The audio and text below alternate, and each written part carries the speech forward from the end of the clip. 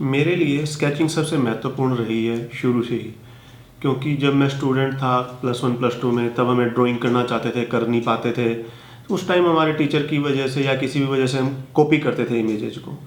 तो जैसे ही हम +2 में आए तो हमारे टीचर ने बताया कि इसे कॉपी करने से काम नहीं चलेगा और आप ग्रो नहीं कर पाओगे, तो आप स्केचिंग कीजिए। तो उस टाइम उन्होंने हमारे को स्केचिंग शुरू करवाई ऑन द स्पॉट, जाके अलग अलग लोकेशन पे, स्टेशन पे, बस स्टैंड पे या गांव में या कहीं पर भी जहाँ पर बहुत सारे पशु हैं, पक्षी हैं, चिड़िया वगैरह, तो वहाँ जाके जैसे जैसे मैंने स्केचिंग शुरू की +2 में, तो उसके बाद मुझे समझ आया कि स्केचिंग की क्या इंपॉर्टेंस है। और मेन द टाइम मेरा admission Chandigarh college of art में हुआ, तो वहाँ जाकर स्केचिंग के महत्व को मैं पूरी तरह से समझ पाया। जैसे जैसे मैंने कॉलेज में अपना काम शुरू किया, तो जितने भी टीचर थे वो यही कहते थे स्केचिंग करो, सीनियर थे यही कहते थे स्केचिंग करो।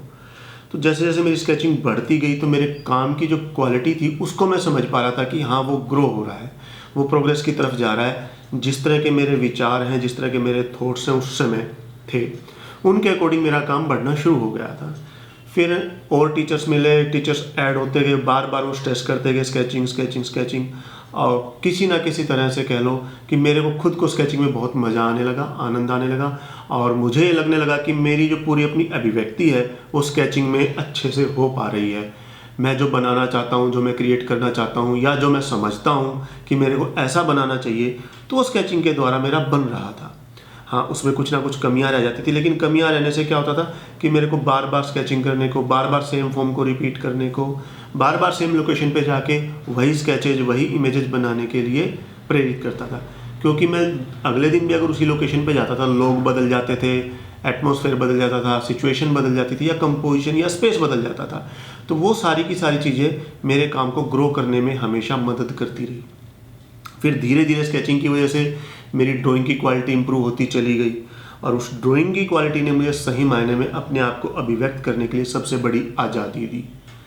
तो उस स्केचिंग का मेरे लिए बहुत महत्वपूर्ण रोल है, और तब से लेके आज तक स्केचिंग मेरी जारी है, और स्केचिंग ही मेरे काम का अहम हिस्सा है। चाहे मैं ड्राइंग करूं, चाहे मैं पेंटिंग करूं, या मैं प्रिंट करूं, वो सारा का सारा स्केचिंग बेस होता है, वो ड्राइंग बेस होता है। बाकी सारी चीज़ें तो उसमें एडिशंस होती हैं।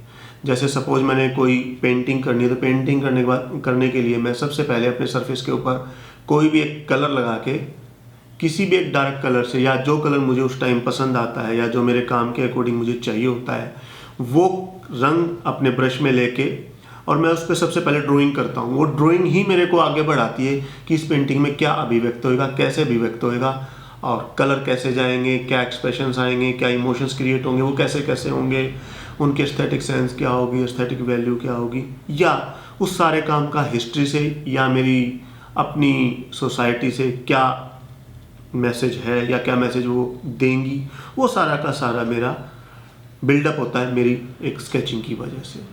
इसी तरह अगर मैं प्रिंट करता हूँ तो प्रिंट में भी मेरा यही होता है, कोई इमेज में लेके नहीं चलता, कोई पेंसिल से या चौक से ड्रॉ नहीं की होती मैंने वुड के ऊपर। वुड है मेरे सामने, जस्ट मैंने वुड के ऊपर डायरेक्ट अपनी स्केचिंग शुरू कर दी। मेरे लिए पेंसिल, ब्रश या मेरा ग्राइंडर या मेरे टूल्स, मेरे लिए वो सारी की सारी पेंसिल है, तो मैं उनको पेंसिल की तरह से ही इस्तेमाल करता हूँ। फिर वो अपने रिजल्ट देते रहते हैं, और जो मेरे काम के लिए सबसे बड़ी बात है, मेरे काम की खास बात है।